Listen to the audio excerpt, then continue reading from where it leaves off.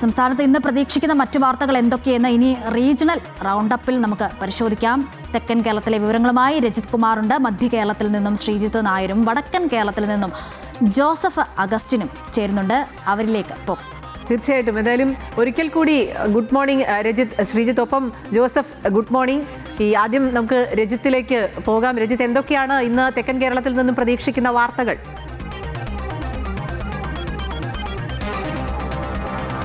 ഇന്ന് തെക്കൻ കേരളത്തിൽ നിന്നും പ്രധാനമായും പ്രതീക്ഷിക്കുന്ന വാർത്ത നമുക്കറിയാം. മെസ്സിയെ എത്തിക്കാമെന്ന് പറഞ്ഞുകൊണ്ട് നടത്തിയിട്ടുള്ള തട്ടിപ്പുമായി ബന്ധപ്പെട്ടുകൊണ്ടുള്ള അന്വേഷണം തുടരുന്നുണ്ട്. അതിൽ തന്നെ വിജിലൻസ് സംഘത്തെ കൂടി ഉൾപ്പെടുത്തിക്കൊണ്ടുള്ള അന്വേഷണത്തിന്, പ്രത്യേക അന്വേഷണ സംഘത്തിനൊപ്പം ഇനി വിജിലൻസ് സംഘം കൂടി ഇത് സംബന്ധിച്ച അന്വേഷണം നടത്തും.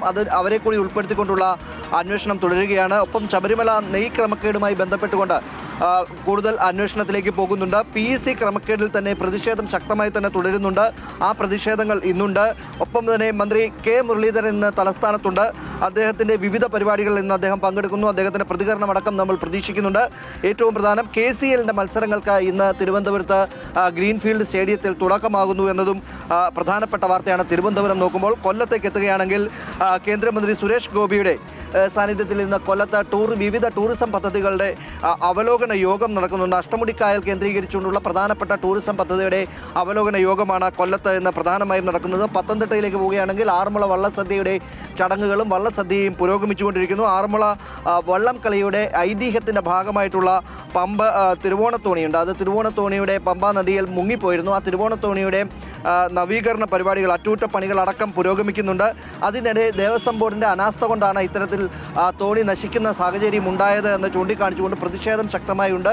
ആ പ്രതിഷേധങ്ങളുടെ ഭാഗമായുള്ള വാർത്തകളടക്കം നമുക്ക് ഇന്ന് പത്തനംതിട്ടയിൽ നിന്നും പ്രതീക്ഷിക്കുകയാണ്. അങ്ങനെ ഈ ഒരു റീജിയനിൽ നിന്നും നമുക്ക് ഇത്രയും വാർത്തകളാണ് ഇന്നത്തെ ദിവസം നമ്മൾ പ്രധാനമായും പ്രതീക്ഷിക്കുന്നത്. ശരി, ഇനി മധ്യകേരളത്തിലെ വിവരങ്ങൾ നൽകാൻ ശ്രീജിത്ത് നായരുണ്ട്. Sreejith, good morning. ഈ സൂചിപ്പിച്ച പോലെ തന്നെ മധ്യകേരളത്തിൽ ഇന്ന് എന്തൊക്കെ വാർത്തകളാണ് നമ്മൾ പ്രതീക്ഷിക്കുന്നത്? എന്തൊക്കെ ഉണ്ടാകാനാണ് ഒരു പ്രതീക്ഷ? അല്ലെങ്കിൽ മറ്റു വിവരങ്ങൾ എങ്ങനെയാണ് മധ്യകേരളത്തിൽ നിന്നും പങ്കുവയ്ക്കാനുള്ളത്?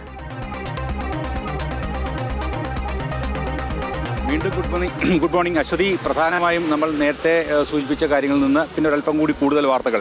പ്രത്യേകിച്ച് കോട്ടയത്ത് ഒരല്പം രാഷ്ട്രീയ പ്രാധാന്യമുള്ള ഒരു പഞ്ചായത്ത് തെരഞ്ഞെടുപ്പ് മത്സരം നടക്കുന്നുണ്ട്. അതായത് മൂന്നിലൂർ പഞ്ചായത്തിൽ വൈസ് പ്രസിഡന്റ് ആശമോൾ തോമസിനെതിരെ UDF കൊണ്ടുവന്ന അവിശ്വാസ പ്രമേയം ഇന്ന് ചർച്ച ചെയ്യുന്നുണ്ട്.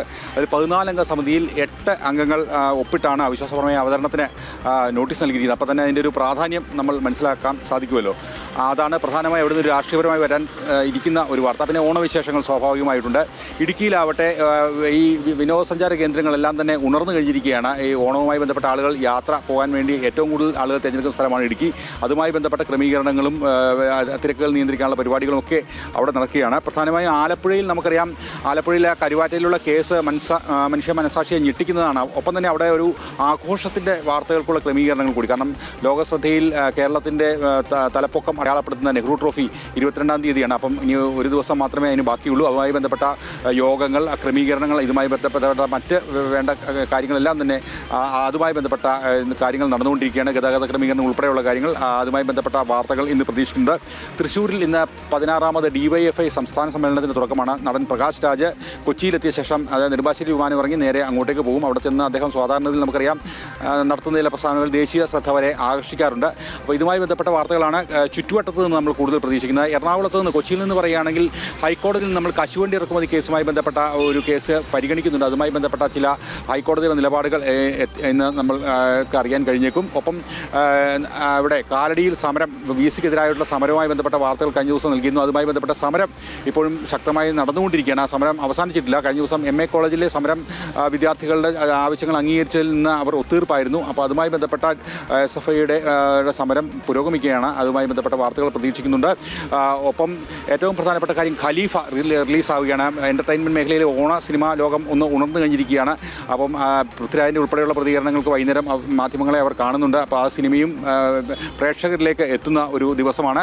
ഏറ്റവും പ്രധാനപ്പെട്ട ഓണാഘോഷത്തിൻ്റെ ഒരു നിറവിലേക്ക് കടക്കുന്നു. അതായത് നഗരത്തിൽ നല്ല തിരക്കാണ്. എല്ലാ ജില്ലകളിലും തിരക്കുണ്ട്.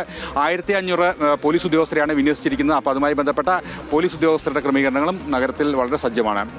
ശരി ശ്രീജിത്ത്, ഇനി നമ്മൾ വടക്കൻ കേരളത്തിലേക്കാണ് പോകുന്നത്. ജോസഫ് അഗസ്റ്റിനുണ്ട് വടക്കൻ കേരളത്തിലെ വിവരങ്ങൾ നൽകാൻ. Good morning Joseph. വടക്കൻ കേരളത്തിൽ നിന്ന് എന്തൊക്കെയാണ് പ്രതീക്ഷിക്കുന്നത് നമ്മൾ?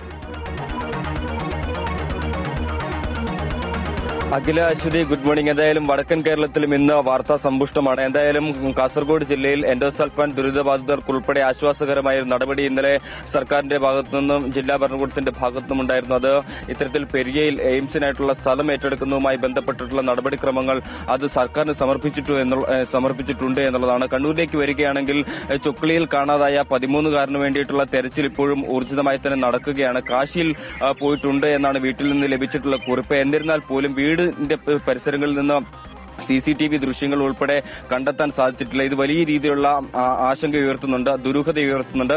ഇതിന്റെ അടിസ്ഥാനത്തിൽ ഈ വീടിന് സമീപത്തുള്ള പ്രദേശങ്ങൾ കൂടി തെരച്ചിൽ വ്യാപിപ്പിക്കണമെന്നാണ് വീട്ടുകാർ ഉൾപ്പെടെ ആവശ്യപ്പെടുന്നത്. എന്തായാലും ഇതുമായി ബന്ധപ്പെട്ട് പ്രത്യേക അന്വേഷണ സംഘത്തേക്ക് രൂപീകരിച്ചിട്ടുണ്ടെങ്കിലും ഈ അന്വേഷണം കാര്യക്ഷമമായി നടക്കുന്നില്ല എന്നൊരു ആക്ഷേപം കൂടി ഈ കുടുംബം ഈ ഘട്ടത്തിലേക്ക് ഉയർത്തിക്കൊണ്ടുവരുന്നുണ്ട്. മറ്റൊരു പ്രധാനപ്പെട്ട വിവരം കോഴിക്കോടുമായി ബന്ധപ്പെട്ടാണ്. പന്തീരാങ്കാവ് MDMA കേസ് ഏറെ ചർച്ച ചെയ്യപ്പെട്ടാണ്. ഇതുമായി ബന്ധപ്പെട്ടൊരു സുപ്രധാന വെളിപ്പെടുത്തൽ ഉണ്ടായിട്ടുണ്ട്. അതായത് ഇതിന്റെ മുഖ്യ കണ്ണികളിൽ ഒരാളായിട്ടുള്ള ആലപ്പുഴ സ്വദേശി ഹിരൺ കാർത്തികേയൻ, അത് അയാൾ ഈ ഒരു മാസം 5 മുതൽ 20 കിലോ MDMA കേരളത്തിലേക്ക് കടത്തിയിരുന്നതായിട്ടാണ് ഇപ്പോൾ കണ്ടെത്തിയിരിക്കുന്നത്. ഈ എക്സൈസ് ഉദ്യോഗസ്ഥന്റെ വെളിപ്പെടുത്തൽ അപ്രകാരമാണ്. എന്തായാലും ഈ കേസുമായി ബന്ധപ്പെട്ട് ഒരു പ്രത്യേക അന്വേഷണ സംഘത്തെ രൂപീകരിച്ചിട്ടുണ്ട്.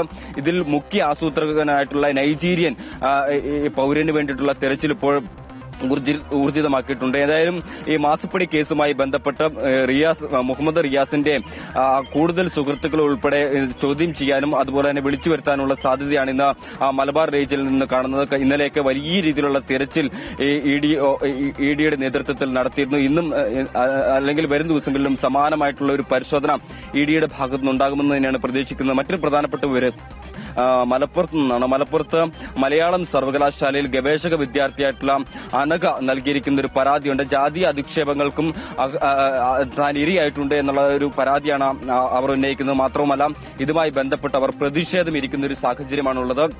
ഇന്നും സമാന രീതിയിൽ പ്രതിഷേധം തുടരാൻ തന്നെയാണ് അനഘയുടെ തീരുമാനം.